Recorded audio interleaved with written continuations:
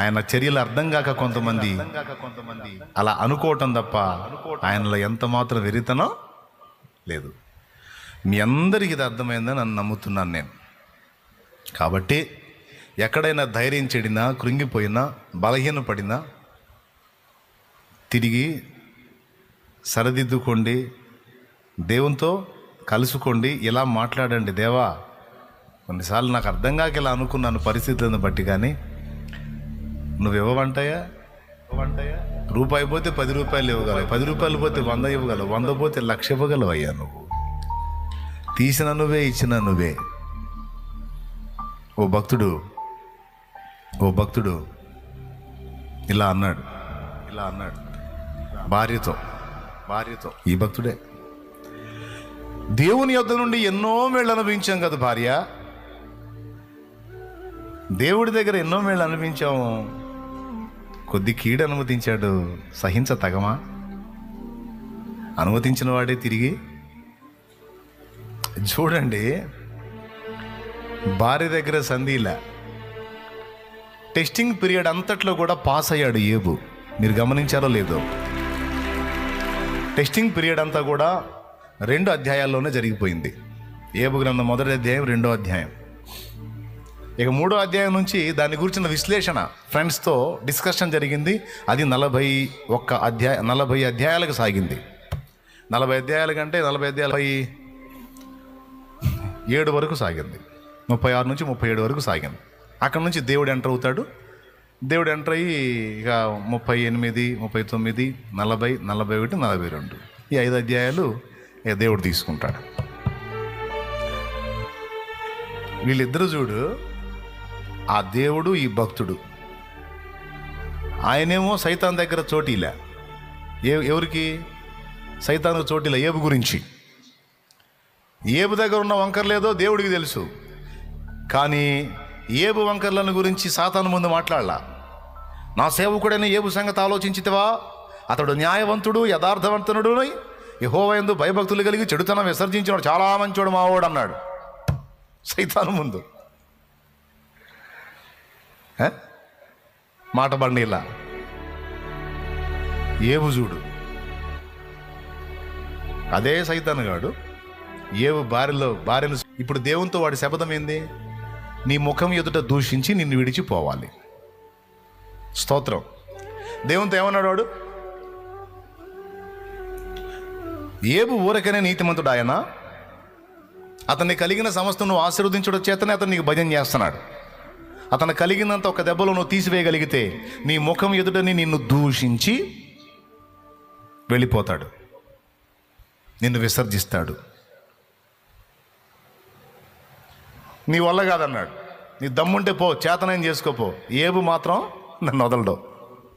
ఏబు న్యాయవంతుడు, యథార్థవర్తనుడును, నా యందు భయభక్తులు కలిగి చెడుతనం విసర్జించినాడు. మా ఆవిడ చాలా మంచోడు.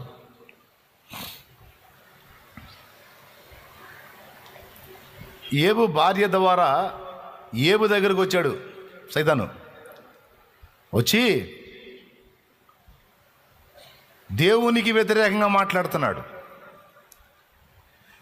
అక్కడేమో దేవుడి దగ్గరికి పోయి ఏబుకు వ్యతిరేకంగా మాట్లాడాడు. కొంచెం మీరు అర్థం చేసుకోవడానికి ట్రై చేయండి. సైతాను దేవుడి దగ్గరికి వెళ్ళి ఏబు విషయంలో వ్యతిరేకంగా మాట్లాడాడు.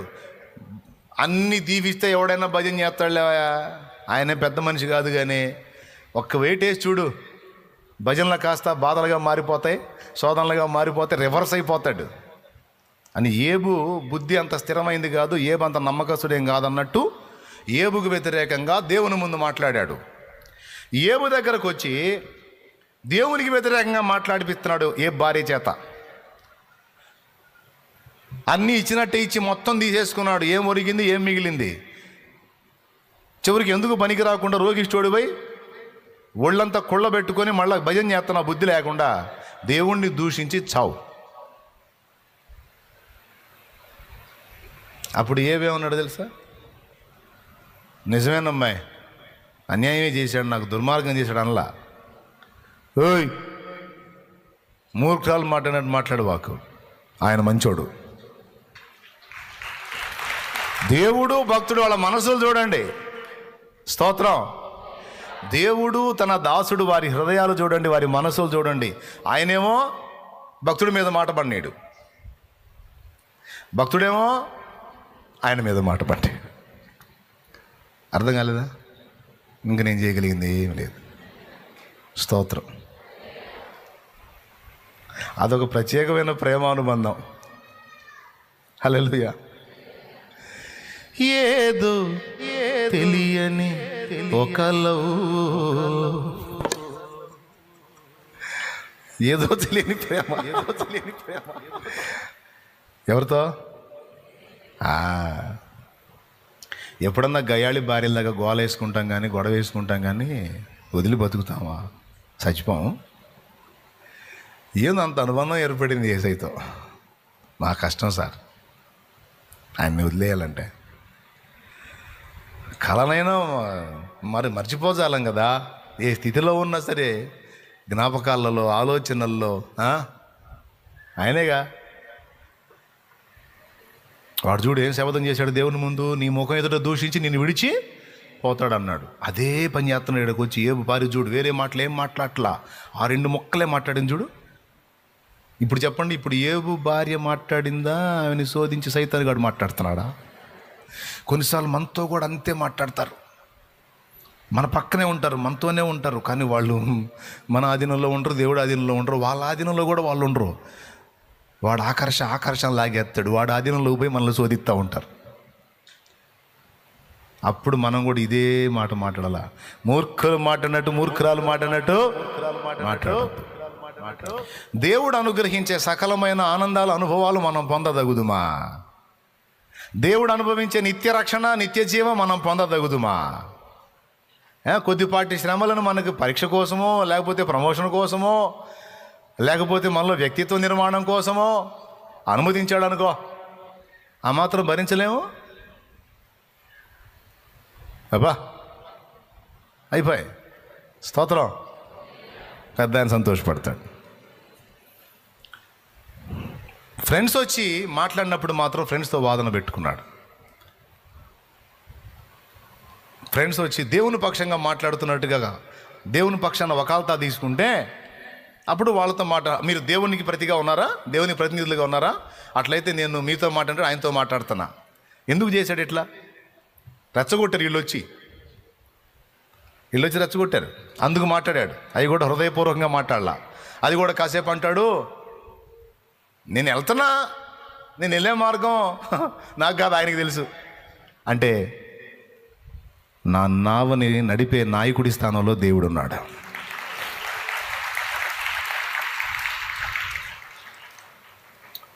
ఎప్పుడన్నా మీరు పడవ నడిపారా?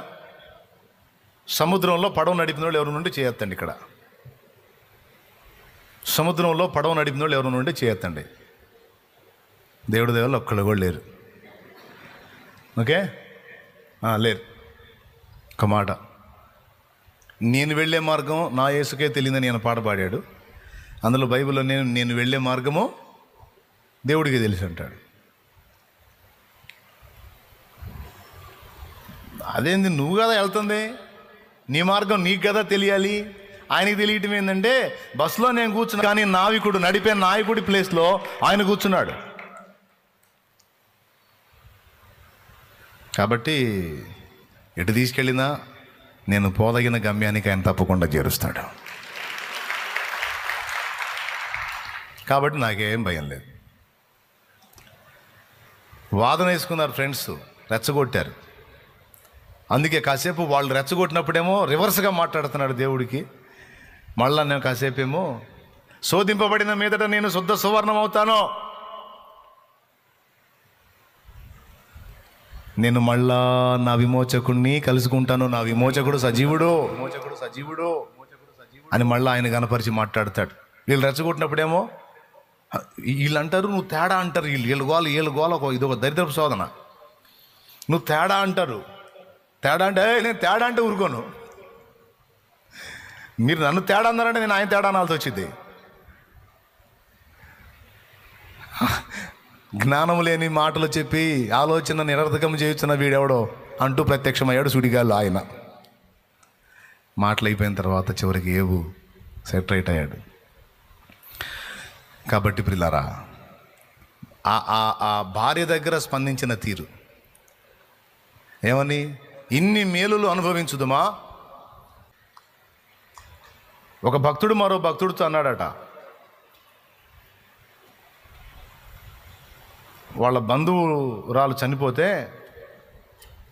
ఈ భక్తుడు వచ్చినప్పుడు ఆ ఉన్న భక్తుడు అంటున్నాడట, దేవుడు మనకు అన్యాయం చేశాడు, ఈమెను తీసుకున్నాడు. అప్పటిదాకా వేరే వేరే మాటలు చెప్తుంటే ఆయన మౌనంగా ఉన్నాడు. ఈ సీనియర్ భక్తుడు జూనియర్ భక్తుడు చనిపోయిన వ్యక్తిని చూపించి ఏడుస్తా ఏవో కొన్ని మాటలు మాట్లాడుతూ ఉంటే మౌనంగా ఉండి తను కూడా దుఃఖపడుతున్నాడు. మాట్లాడుతూ మాట్లాడుతూ మాట్లాడుతూ దేవుడు మనకు అన్యాయం చేశాడు అన్నాడు. దేవుడు మనకు అన్యాయం చేశాడు, ఈమెను తీసుకున్నాడు అన్నాడు. అక్కడ పట్టున్నాడు. ఇంకక్కడ చావు ఏడుపు ఎన్ని పక్కకు పోయినాయి. ఏం మాట్లాడావు నువ్వు? తప్పు మాట్లాడావు అన్నాడు. చూడు, అంత ఏడుపులో, అంత బాధలో, అంత విషాదంలో కూడా దేవుడు అన్యాయం చేశాడన్న మాట కర్ణ కఠోరం అనిపించింది ఆ భక్తునికి. దేవుడు అన్యాయం చేశాడన్న మాట జీర్ణం కాల. అనకూడదు. ఏం మాట్లాడావు నువ్వు అనకూడదు. ఎప్పుడో చచ్చిపోవాల్సిన మమ్మల్ని, ఎప్పుడో చచ్చి ఈ పాటికి మట్టికి మన్నై అది కూడా అడ్రస్ లేకుండా పోవాల్సిన మమ్మల్ని బ్రతికించి నేటి వరకు సజీవులుగా కాపాడి రక్షణలోకి నడిపించి దూతలకు, దేవదూతలకు అందని సేవను చేయడానికి కృపనిచ్చి ఆ సేవను కూడా ఆశీర్వదించి వర్ధిల్ల చేసి మమ్మల్ని నిలబెట్టుకొని వచ్చింది ఆయన.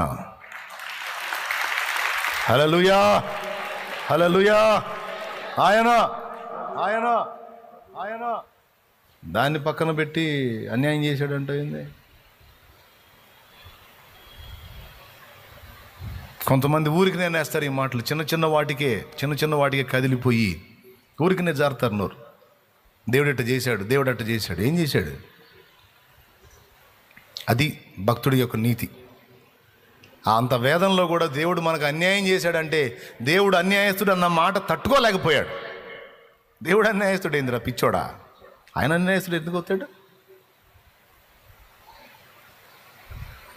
అతి గతి లేని, దిక్కు దేశ లేని స్థితిలో ఉంటే తీసుకొచ్చి ఒక ఆశీర్వాదకరమైన అనుభవంలోనికి, శాపంలో నుండి దీవెనకరమైన అనుభవంలోనికి, నిత్య నరకాగ్ని అనే అంధకార గుండం నుంచి నిత్య జీవం అనే అంతస్తులోనికి తీసుకొచ్చి నిలబెట్టిన వాడు అన్యాయం ఎట్లా చేస్తాడు?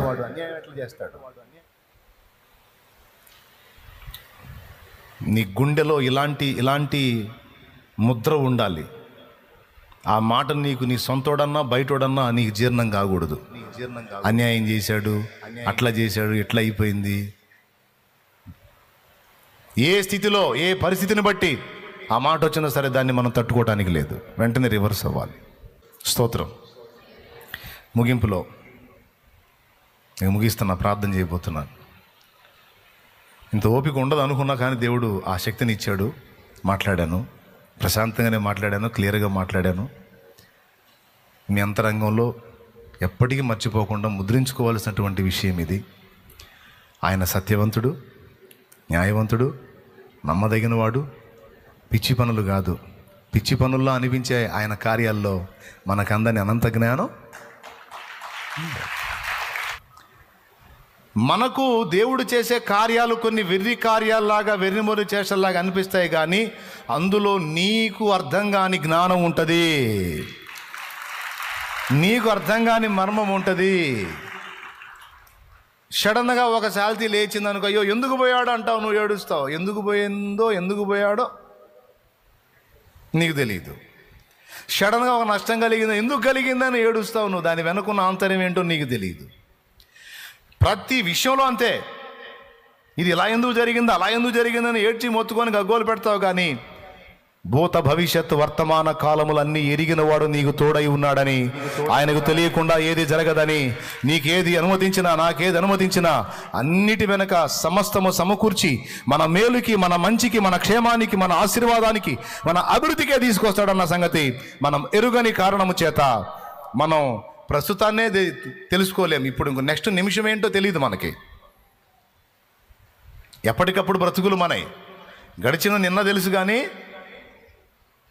జరుగుతున్న నేడు కూడా ఇంకొక నిమిషం తర్వాత ఏంటో తెలీదు, రేపేంటో తెలియదు. కానీ ఆయన అన్ని కాలములలో ఉన్నవాడు.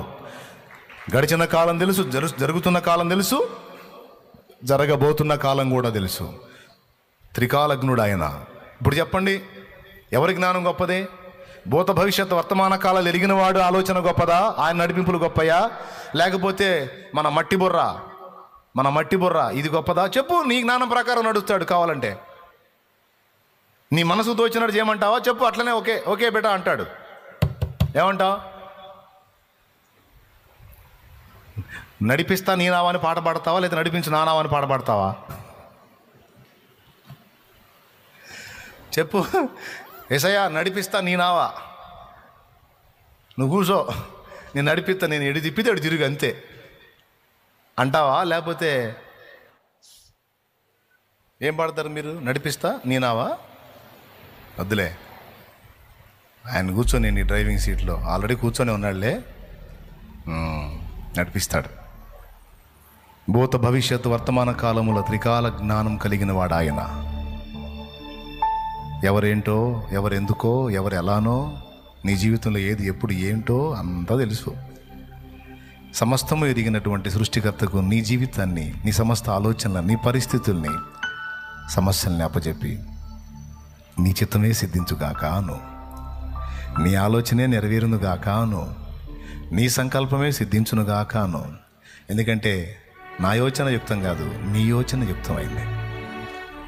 నాకు గడిచిపోయిన నిన్న తెలుసు కానీ రేపు తెలియదేసయ్యా. కానీ నీకు నా నిన్న తెలుసు, నేడు తెలుసు, రేపు కూడా తెలుసు. కాబట్టి అన్ని కాలాలకు సరిపోయిన వాడివి. నీ జ్ఞానం గొప్పదయ్యా. నీ ఆలోచనే నాలో నెరవేరాలి.